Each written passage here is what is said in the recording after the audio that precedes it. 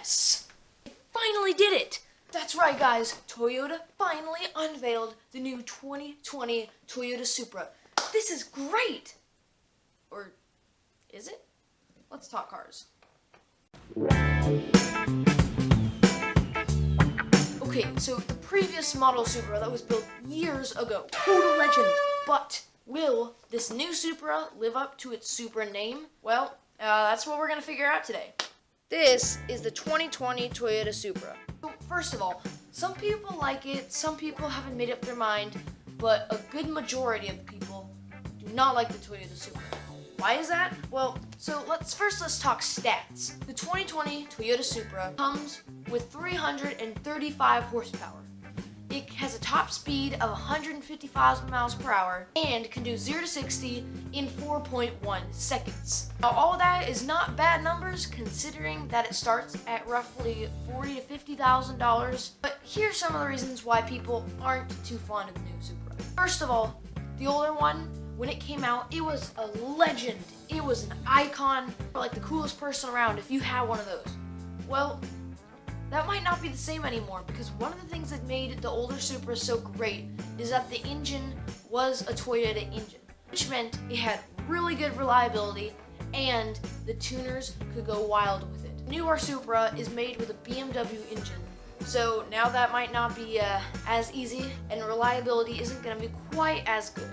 Another thing people didn't like very much was the styling. Personally, I kind of like the way the new Supra looks. I think it looks pretty angular and aggressive. I think they could have done a little bit more, but apparently people thought it was going to look more like the concept than it actually does. Here's a pretty funny meme that we saw about the Supra. So yeah, apparently they think that the new Supra that's actually going to be the production Supra isn't that big, juicy Big Mac that it was planned out to be.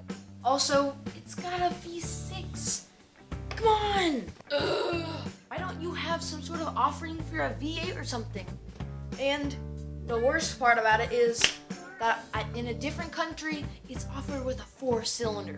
A 4-cylinder! Our 2018 Honda Odyssey has a bigger engine than that, though it does have 365 pound-feet of torque. Another good thing about it, though, is that it has a 50-50 weight distribution from the front to the back, which means it'll be quite handy going around the track. But back to pricing. It starts at around $50,000. The first production one, which apparently was sold a few days ago, sold out for $2.1 million.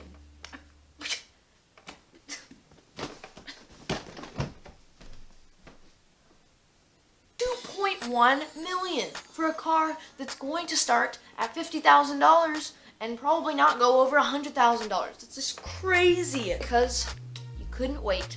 You couldn't wait a few months until it comes out. Okay, well, maybe longer than a few months.